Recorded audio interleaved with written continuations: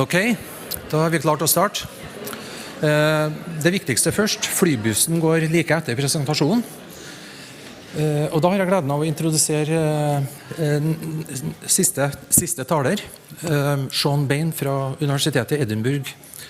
Hun har jobbet med digital læring og digitale verktøy i en lang rekke, og har vært så heldig å få følge forskningen hennes i den siste 10-årsperioden. Så vær så god, Sian, the floor is yours.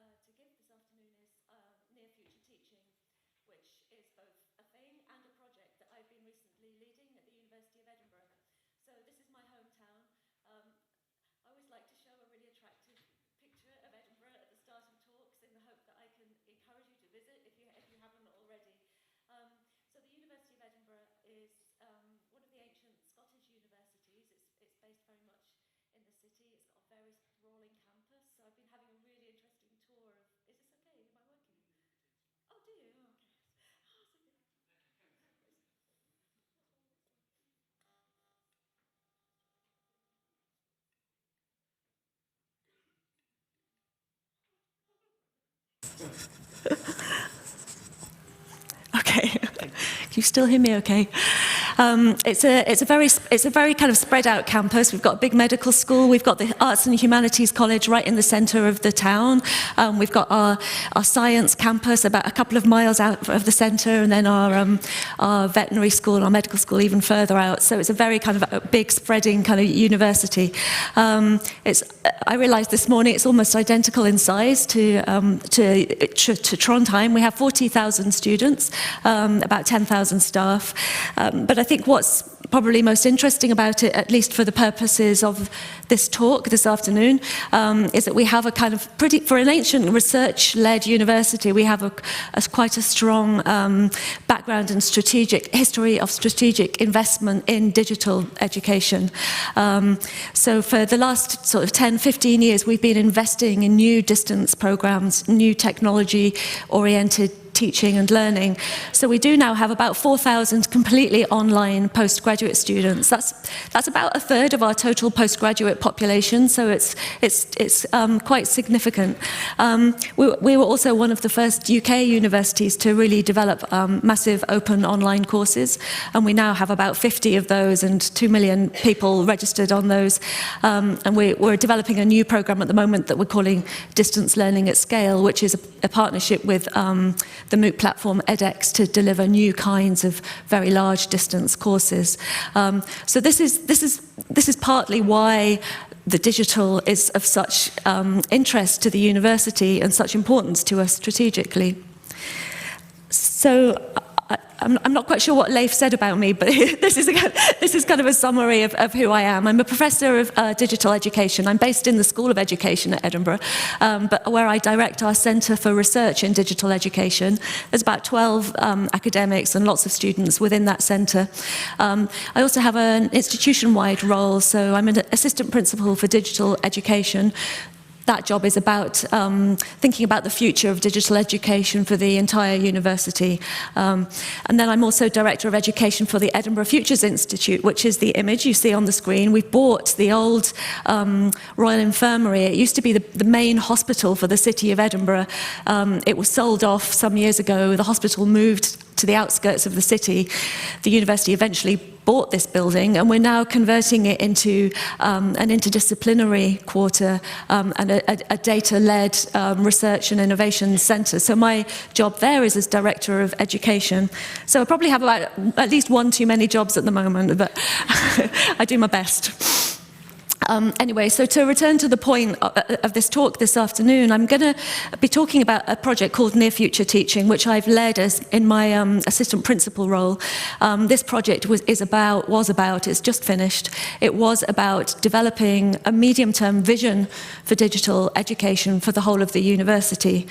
So I'm going to end by talking about that project, but I'm going to lead into that project by giving an overview, some perspectives on the future of education and the ways in which we tend to think about the future of university education. So some kind of theoretical framework for that.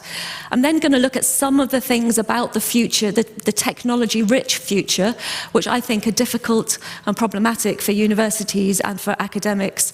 And then I'll talk about the approach we took, which was to co-design a preferred future for digital.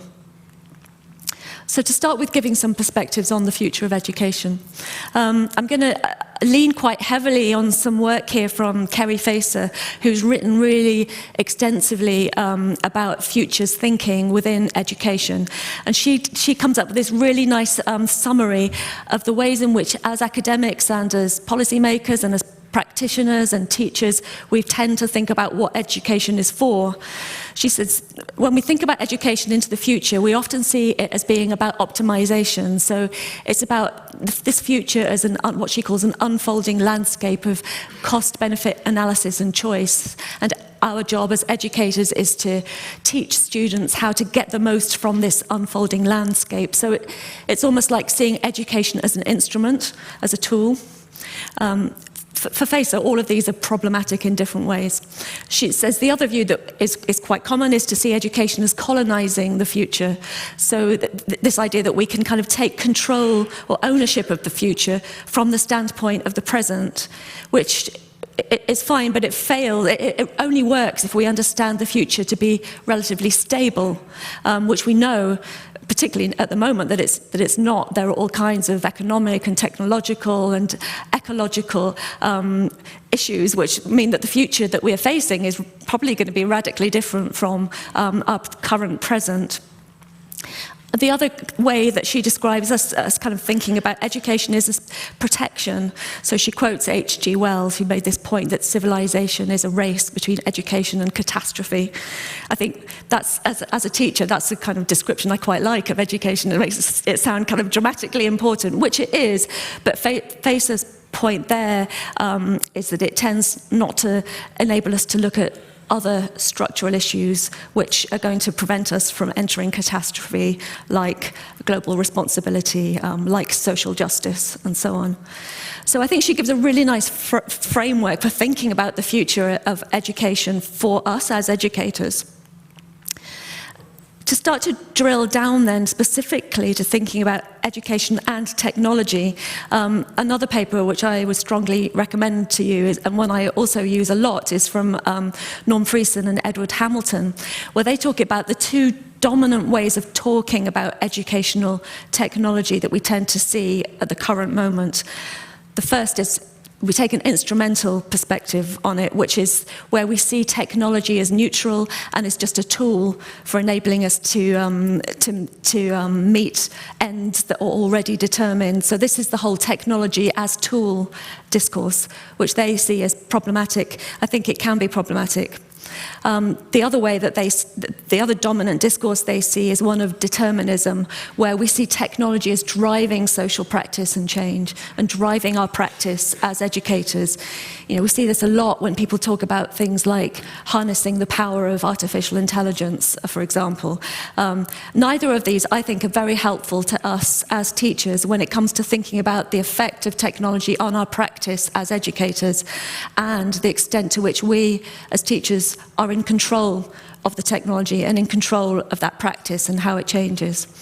So personally, I think we need to find better ways of speaking both about the future of education itself and about the future of education and technology.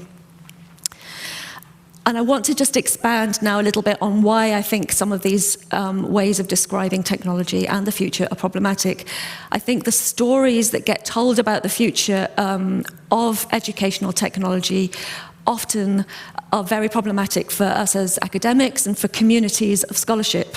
And I'm just going to drill down briefly into a few examples of that so that you can hopefully see what I mean. The first example I want to show, it's a shot from the IBM 5 in 5 series. This was released about 5 years ago, so it's particularly useful to look at it now, because this was about IBM future forecasting. They're saying, in 5 years, what will the classroom look like? What will teaching look like? And what you'll see here, you've probably seen before in a million other places, these ideas like the classroom will create a syllabus based on individual learning style. The classroom of the future will learn about individual students over the course of their education. This is all about the technology-enriched, sensor-enabled, Internet of Things type classroom where data and analytics are generated all the time to help teachers understand how their students are progressing. What I find really troubling about this particular vision or version of the future is it completely erases the teacher. You can see every time when we as teachers might say, you know, the teacher will create a syllabus, or the teacher will learn about and understand how the students are doing, or you know, the teacher will identify students that are having problems. In every instance of that, they've simply taken out the teacher and replaced it with the technology, the technologically rich classroom. And for me, that's problematic, because where does it leave teacher professionalism? So the second example that I want to give you is around, and I'm drawing on my colleague Ben Williamson's work here. Ben is doing a lot of work looking at how some of the stories around neurotechnology are describing an inevitable future for education which has some serious issues around surveillance, tracking, personal privacy, and so on. But they also have serious implications for the way in which we think about what it means to teach. So this example from BrainCo, which is a spin-out company from Harvard University, is developing ways of detecting brain activity through headbands, and then generating from the brain activity of students in a lecture theatre like this one, real-time graphs showing how engaged students are. Yeah, sorry, words failing me for a moment, but we know, because we teach in lecture theatres and we teach in seminars, we know when our students are engaged and when they're not. So for many teachers, it's just laughable, this idea that we might actually look to a real-time kind of visualization of that and it would mean something to us. So again, complete erasure of the teacher and of teacher expertise and professionalism. The final example is one of facial recognition technologies. This has been in the news a lot recently. At the moment in the UK, no universities have as yet introduced facial recognition, but it's another one of those futures which often by corporations and by policymakers is constructed as almost inevitable. You know, why would you take registers when you could just use facial recognition and automate it? So I'm flagging here an article that was published on a website from the JISC, which is our governmental body for technology and education in universities, talking about this idea of the intelligent campus where facial recognition is normalized. I'll just read you, the text is quite small, so I'll just read you the relevant bit here. It says, students will enter the lecture theatre, the recognition system will see who they are, and then it says all students identified are recorded as present at the lecture. The camera records the audience several times during the session, ensuring that the students attend the full lecture. So it'll track you down if you leave early. Following the lecture, the attendance record is then used to provide reports to the Home Office and the Student Loans Company as required. And then it goes on. And it's a speculative blog post, so in a way maybe it's a little unfair to interrogate it so closely, but I think the fact that a government agency can publish something like this with no critical framework around it, no way of saying how is this problematic, is difficult, but indicative of the kinds of futures that are projected for us as university teachers. So I'm moving on to the it's the last, but it's substantial bit of my talk, which is about how do we as academics and as universities sort of push back against some of this? How do we design our own future? And this is where the Near Future Teaching Project came from. When I took up my job as assistant principal for the university, one of the things on the job description was to develop this medium-term vision for digital education future at Edinburgh. And normally at Edinburgh, I don't know what it's like here, but I suspect it's probably the same. Normally, strategy and vision is developed by committees. So it's not exactly a top-down process, but it's not a radically inclusive co-design process. So what I wanted to do when I took up that role was to work with the whole community of academics and students and support staff at Edinburgh to build this vision.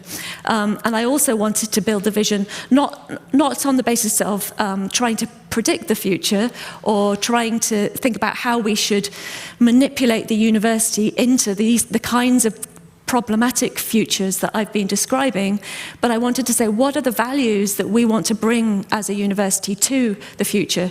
And let's base our strategy and vision on those values, not on where we think technology is going to take us, 20, 30, 50 years from now. So that was the basic kind of premise of the whole project. We used a kind of future studies methodology to think about how to do this. If anyone in the room has an interest or follows future studies methodologies, you'll know that the study of the future has changed quite a bit in the last few decades, moving from this idea of trying future studies as predictive to this kind of idea that future studies are about almost harnessing the agency of communities to shape a desired future. And that's very much what we set out to do. So this was our aim, not to predict, but to co-design a values-based future for digital education at Edinburgh. And it sounds good, and when I took up the job and I committed to this project, I suddenly thought, oh crumbs, how are we actually going to do this? How can we work with 50,000 people to develop something coherent? And it was a challenge. Developing the methodology was quite challenging. But we worked with a very small design agency, and we worked with academics within the university who were skilled and experienced at design thinking and futures thinking. And so we came up with this kind of double diamond methodology, which is quite common to design-led thinking, where the first part of the project was about defining the problem that we were looking at, which was what is the future of digital at this university, and then discovering, and then this kind of discovery process where we tried to pinpoint what values we wanted to bring into that preferred future. So design thinking type methodologies are they're quite stressful, because you start at one point here, which is the question, and then you have to let it get really messy, and you have to be able to maintain your conviction that that mess is going to result in something worthwhile, and then you start to bring it in again to a point of synthesis, and then you let it get messy again, and then you synthesize it again. And hopefully by the end of that process, you have a coherent design. So this was the kind of methodology, this was the structure of what we did, the structure of the project. We started with this big scoping phase where we had to say, look, this is going to be really messy. Let's just embrace it. Let's embrace the mess. Let's go out, take the community pulse, speak to as many people as we can. Let's review the landscape. Let's look at where the big demographic changes are taking us, where the big technological and social changes might be taking us as a university. And then we went into this scenario development phase where we scoped plausible future worlds, which I'll say a bit more about in a minute. And at that point, we were able to define our core values. Once we'd been through this first phase, which took about a year, we were able to define a set of shared core values. We had a defined preferred future that we wanted to pursue, and we'd started to draft the aims and actions that we would need to adopt as a university to get to that preferred future. We then took those aims and actions out and tested them with students, with academics, but also with future students. So we went into local schools and talked to the children there about them as well. And then we finalised them and produced a report, which you can download from our website. I'll give you the link at the end. So the scoping phase was really difficult. It was quite challenging because we're a big university, we're a very spread out university. And the way we started the scoping was to run a lot of events. So we worked with our academic steering group and various other sort of friendly groupings within the university to run lots of events. Some of these were technology focused, so we ran events around blockchain and what that might imply for the accreditation and so on. We ran Internet of Things workshops and so on. But we also ran kind of more speculative events. For example, we ran a discussion with the Black and Minority Ethnic Liberation Group at the university to get them to develop a manifesto for the future of education at Edinburgh. We worked with the library and so on. And then finally, we looked at where there were gaps. So by the time we'd run all these events, we'd spoken to students from across the entire university, apart from the medical school, because their curriculum is so packed. They didn't really get out very much. So we ran some events, especially for the medics. We ran some focus groups for them. And the vet students as well, they were in the same situation. So we did that.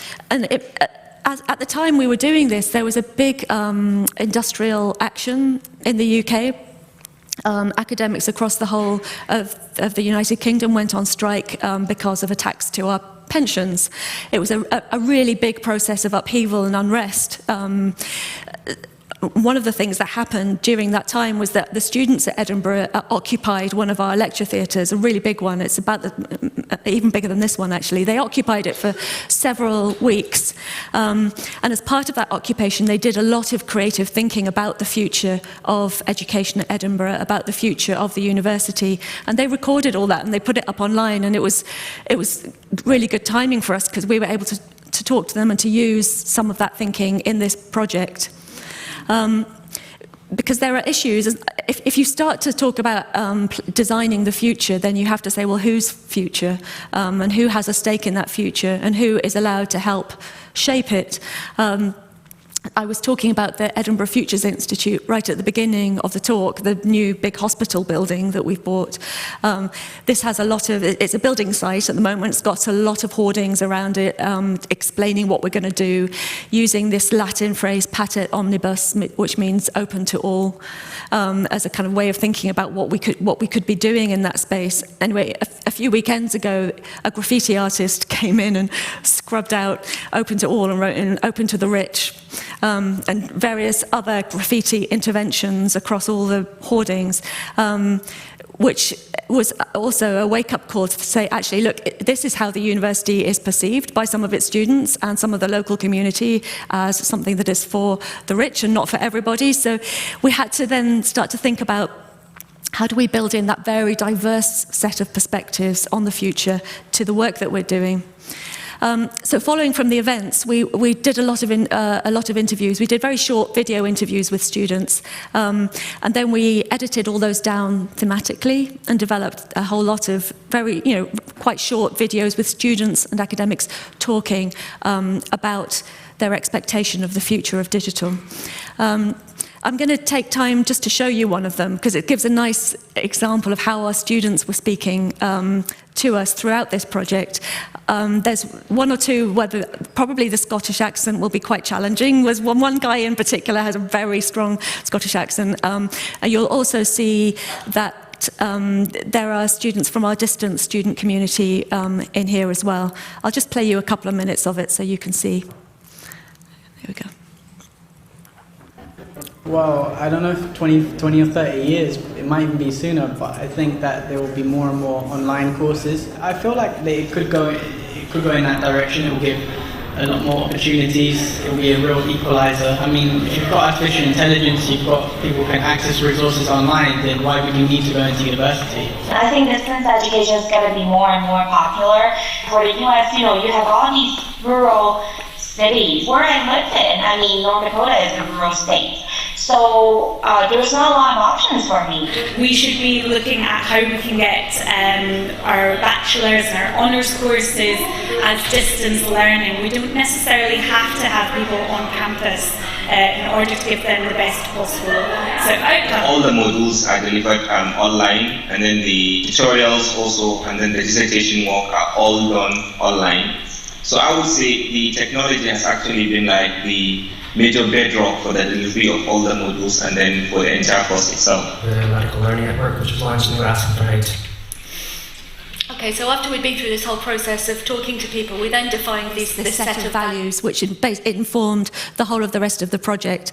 The first one was about experience over assessment. So it was this idea that our students come into university, they were saying to us that we've been assessed and examined and evaluated intensively throughout all our schooling. When we get to university, what we really want is to have time to take risks, to have a really strong learning experience, which isn't always about being assessed. So that was the first value, to think about the place of assessment. The second one was around diversity and justice. People were, unsurprisingly, very keen that the university put a proper appreciation of diversity and its value at the centre of what we do, and of social justice. Oops, sorry. Relationships first was a really interesting one. People said that people perceive technology as driving space between people, as driving relationships apart often, and distancing people from each other. We think that every choice we make should be about human relationships and the strength of the community of scholarship. And finally, people were keen just to make the university more open participation, more flexible, more kind of welcoming. So those were the values that came through that's part of the project. We then did some reviews and projections around the big trends that are going to likely be shaping what we do over the coming years. Again, these are downloadable from the project website and reusable. They have a Creative Commons license on them. It was clear that the values we were going to have to bring to bear were to a complex future where we were dealing with very sort of complex local and global demographic shifts, the ageing population, the automation of work, the unbundling of higher education, and the commercialization of higher education, and a lack of trust in public institutions, which is particularly an issue in the UK at the moment. And then in terms of technology, intense datafication, data-driven decision-making at every level of what we do, from the lecture theatre to senior management, high levels of surveillance. This kind of story of inevitable surveillance probably has some truth in it. If we don't want a highly intensive surveillance society on our campuses, we're going to have to take action to make sure we don't have it. Artificial intelligence, neurotechnology, new kinds of realities, and so on. So these are the kinds of things that we understood that we would need to be working with. So we worked with our kind of steering group in some intensive workshops to define a preferred future, taking account of all this body of work. We developed these four kind of speculative future worlds. The first one was around, in fact, this one sounds really quite familiar because it's pretty much where we are already, to be honest. This idea of data everywhere, high levels of datafication, intense marketization, commodification of the university, tightening of borders, an issue particularly in the UK at the moment, but also everywhere, and increased global competition between universities. So the task that we set ourselves was, look, if we live in this world, how can we apply our values to the teaching that we do within the university? And it was quite hard work for some of these worlds, because some of us didn't really like them or feel that this was a preferred future for us in any way. But so if we looked at the value of experience over assessment and what that might mean within a data-intensive landscape, we thought, well, we could use analytics to replace some of the assessment activity that we do at the moment, opening up more time for experiential and project-based learning. The second value around diversity and inclusion, well, maybe we could design technologies which help us curate really diverse peer groups for problem-based projects and so on. The third value around relationships over instruction, maybe we could use artificial agents to help teachers deal with routine inquiries and make more time in that way for better, more meaningful interaction between humans. And then maybe around participation and transparency, what if we accept that we're heading into a very data-intensive future, maybe we also need a good program of work on explainable artificial intelligence, data ethics, and student data literacy. So that was the kind of work that we did during this phase of the project. The other worlds that we looked at was a future world where all decisions are driven by the need to address climate change. Compassion and global justice. The third world was one where human-machine interdependence has reached a stage where it's actually quite hard to unpick the human from the machinic, an age of automation, if you like, and human-machine hybrids. The fourth one was around this idea of Uberification of the university getting taken apart into its individual components, academics going freelance, some making a fortune from becoming academic superstars, others struggling on very precarious contracts, for example. So we imagined all these scenarios. And on the back of that, we came up with this preferred future for a digital education, which was playful and experimental, community-focused, that came through really strongly, assessment-oriented, post-digital, by which we meant that we are no longer in this situation where digital technologies are over here and analog or on-campus experiences are over here. Actually, we are all living within the digital now, and in many cases it doesn't make much sense to separate the two. We know that our students are studying in cafes and airports and in their bedrooms. They're not always present on campus at all times. We also wanted a future which was boundary challenging, where we could really do proper interdisciplinary teaching, and one which was data fluent.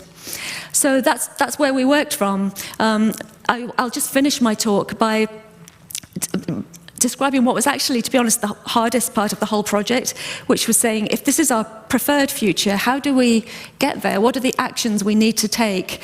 So for each of the aims, we developed a whole load of actions, and if you're interested, you can download the report from the website. But it's easy to say, let's work to this idea of digital education with the university community at its heart, but how do we actually do that? So we came up with these short-term actions, like putting the student and staff experience at the centre of all the decisions we make about educational technology, procurement, for example. Or if we really want to design for a post-digital university, how do we do that? Let's rethink what it means to have contact with students. If we really want to think about data fluency, let's also develop courses which help students develop the other human capacities for well-being and employability around creativity and criticality. So we worked through this whole process and came up with a whole series of aims.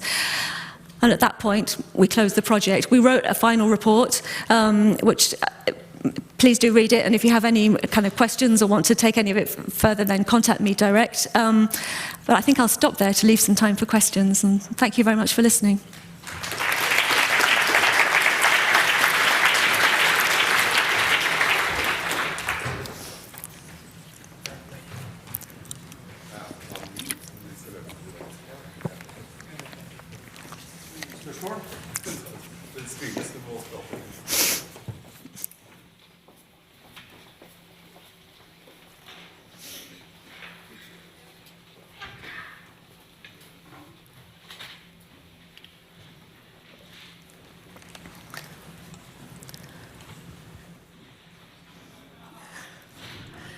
Noen spørsmål?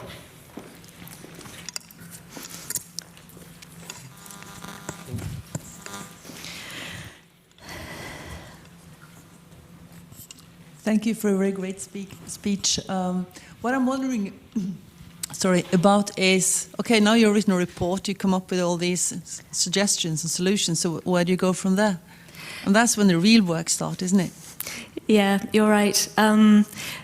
That's kind of where we are at the moment. So we're looking at how can we actually resource and fund some of these things. But you're right. I mean, at our university, we have to kind of.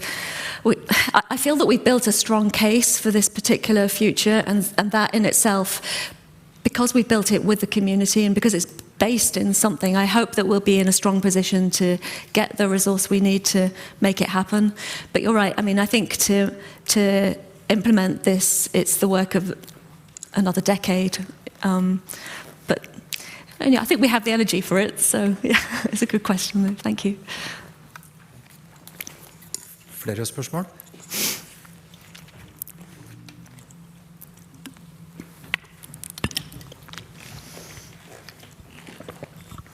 Thank you very much for a very interesting talk. You said something about the medical students and the syllabus or the learning outcome for the medical students are so tight. But if you go to, for instance, technical students, my experience is that they has the same tight syllabus, or the learning outcome is very well defined. So do you have any approach at the university how to sort of put these experiences into the real study programs and the work that is done with all the study programs at the university? Because that is somehow the headache, I think, everybody is troubling with. Yeah, it is difficult.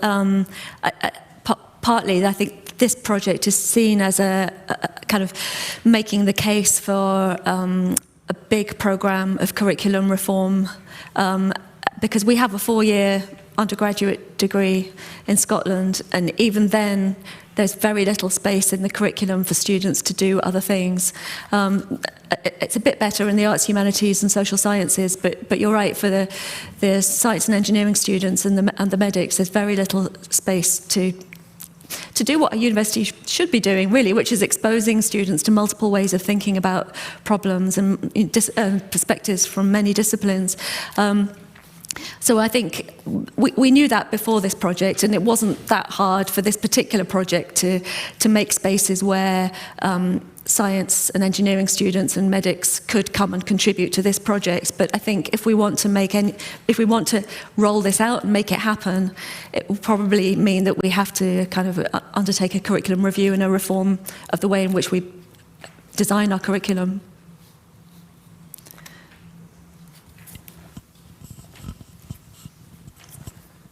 I'm just going to pick up on your idea about designing new curricula, because I think this is a very good way of designing curricula. No, it's like near future teaching could be near future curricula design. It was something that I call vision backcasting. It's really the same thing. Did you do that already? Are you thinking, well, how can you do the same type of methodology but just for curricula design? Yeah, you definitely could. In fact, it was very difficult to draw the line around where digital education stopped and everything else started. So we could have written the report and the outcomes very much for education generally, or for curriculum, or for teaching practice generally. Because this was quite a small 2-year project, and we set out to look particularly at digital, I felt we should keep to that, but an obvious next stage would be to do something similar for curriculum, and I suspect that we probably will do that in the next few years. Yeah, but it is a sound methodology. From coming into it as someone who's never done a project like this before, I think it worked really well, although it's very time consuming. Yeah.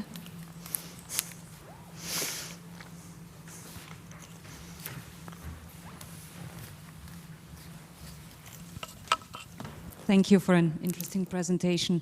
I was wondering, when one invests so much time in mapping out a desired future, right? One really wants to see that implemented as well.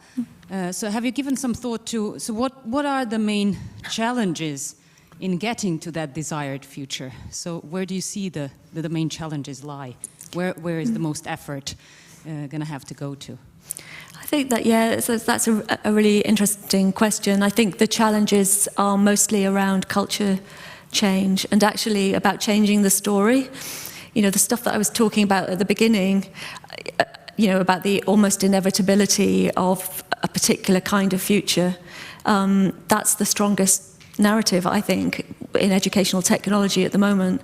Is, highly data intensive, everything driven by smart campuses and by artificial intelligence. That's the stuff that we hear all the time, and so the dominant way of thinking about the future of education is often about how do we design for that. How do we design the way we teach for that particular future? So for me, the most fundamental challenge is telling different, better stories about the future of education and using those to design and think about our teaching practice. But that's in a way, it's a more difficult project because it's not really solution oriented in the way that some of the others are. So a lot of difficult discussions to be had, I think, as is always the case when there's culture change needed.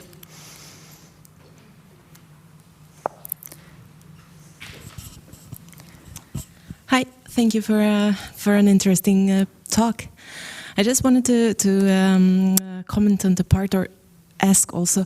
So since you collected insights from the community and students and children, I really like that part. And when you say now that you have packed this and it's a finished vision, did you go back and ask? Do they feel it like it's their own? How do they feel for the vision that is delivered? I think they would feel good about it. I mean, when we went into that testing phase, we basically went back to the community with an earlier version of those aims and objectives. So they were very much crafted with the community. So people support them as far as I can tell. I mean, I've been going around the last few weeks. I've been going around to lots of university committees presenting this report, and it's generally gone down quite well. And people recognise it from the process that they have contributed to. So I kind of feel okay about that at the moment. I think the final output is actually true to the process. But yeah, I mean, maybe need to check back again in another year.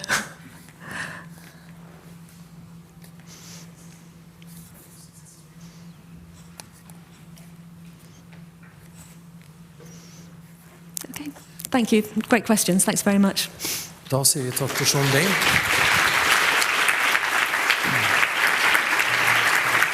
Og hun skal selvfølgelig også få sjokolade og en diplom.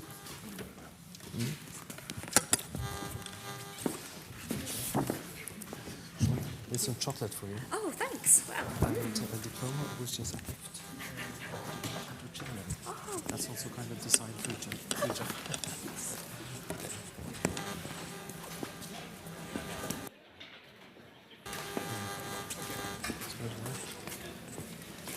Skal vi si noe mer?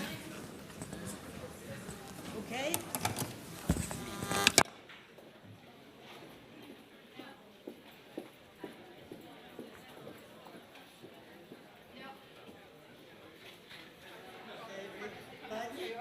Ok, nå vi ved avslutningen av Læringsfestivalen 2015. Vi håper dere har hatt utbytte av Læringsfestivalen. Bussen går ikke før alle sammen har gått ut av rommet, så dere kan sitte litt til mens vi bare tar en avslutning. Jeg heter Hilde Grimstad. Jeg professor ved Fakultet for medisin og helsevitenskap til daglig, og så jeg faglig leder for programkomiteen for Læringsfestivalen. Vi har noen annonseringer før vi avslutter. Først, the big challenge. Yeah.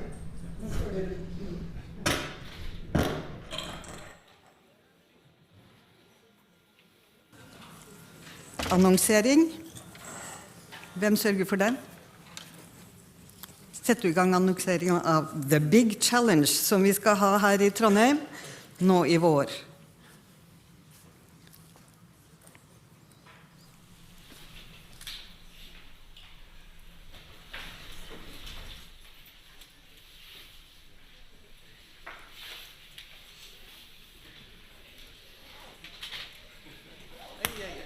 Vi starter på nytt igjen.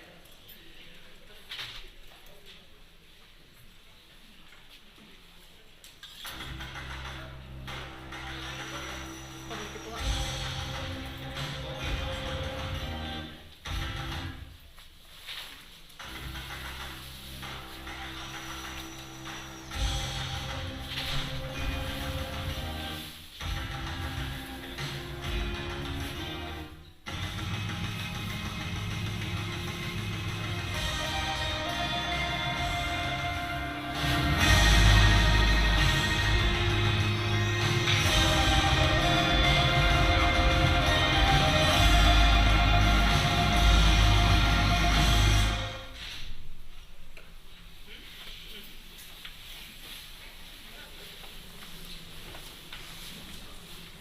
Ok, dette blir noen spennende dager her I Trondheim.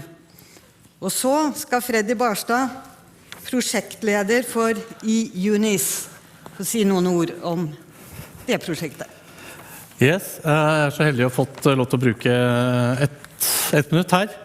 I juni, 5. til 7. juni, så skal vi arrangere en ny kongress her på NTNU. Det en europeisk kongress som vi da har kalt Campus for the Future. Det var veldig interessant å høre på det Sian tok opp, veldig mange temaer der. Det vi har ca. 68 ulike foredragsholdere, 7 plenumsforedragsholdere. Jeg skal ta bladet meg litt ned her. Og veldig mye av tematikken handler nemlig om Campus for the Future. Hva innebærer digitalisering for oss? Og der vil det jo selvfølgelig også være en god del konkrete caser, hva man har gjort på ulike universiteter. Så det. Vi har og nærmere 300 påmeldte per nå fra over 22 europeiske land. Så her blir det mulighet både for internasjonalisering, deling av kunnskap på tvers, og noen veldig interessante foredrag. Her noen av de. Vi har også 3 til veldig interessante, som dere ser. Nederland, vårt eget campusutviklingsprosjekt, EDKs USA, og så videre. Og kanskje ikke så interessant, men det som også veldig spennende, det jo at alle disse store leverandørene på IT-siden også med her. Vi ser at det skjer en endring I verden, og det noe vi må forholde oss til. Så hjertelig velkommen til 5. til 7. juni her I Realfagsbygget. Og det fortsatt mulig å melde seg på? Det fremdeles mulig å melde seg på. Programmet ligger ute. Gå inn og se på det. Utrolig mye spennende. Og frem til mandag den 13. så det Early Bird pris. Og det 4.500. 3 dager som inklusiv alle sosiale aktiviteter og en prekongress den 4. Takk. Ok, takk Freddy. Vi ved NTNU vi tenker allerede på fortsettelsen. Neste års Læringsfestival blir 4. og 5. mai. Fortsett å abonnere på nyhetsbrevet fra Læringsfestivalen, så dere hele tiden oppdatert på hva som foregår. For å få til en sånn festival, og for å få den til å gli godt, så har vi mange som vi skal takke. Først og fremst vil jeg takke alle dere som har vært bidragsytere, som har holdt innlegg, som har deltatt I diskusjoner og samtalene, holdt rundebordskonferanser og så videre. Det dere som gjør denne konferansen og festivalen. Og så vil jeg takke NTNU-konferanse, og spesielt Monica Amundsen og Kjell Tore Nesgård. Og så programkomiteen, med representanter fra 8 ulike organisasjoner I hele landet. Det gjør at vi har et godt nasjonalt nettverk når vi arrangerer Læringsfestivalen. Og så takk til Læringssenter og læringsassistentene, til orakeltjenestene og studentораklene, Multimediesenteret, AV-tjenesten, campusservice, IT-avdelingen og prosjektet Levende bilder, alle ved NTNU.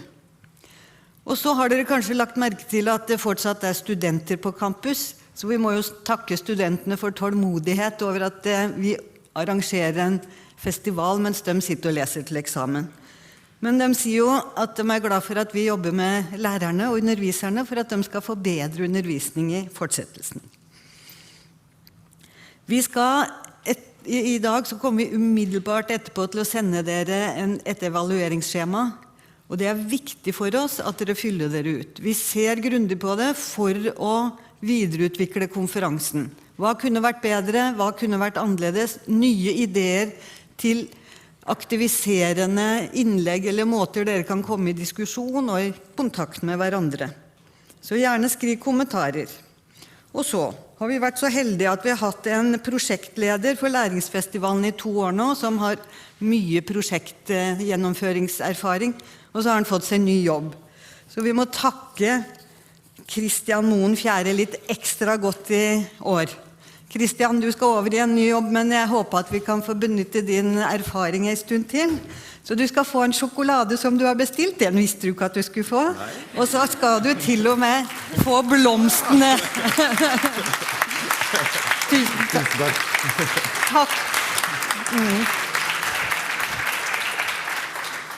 Det lett arbeid for oss faglige når det noen som ordner med alt det andre. Da håper jeg at dere har fått et godt utbytte av årets festival, og at dere har noe å ta med dere hjem. Del det gjerne med alle der hjemme, så får vi til en utvikling I kvalitet I høyere utdanning I Norge fremover også. Vel hjem!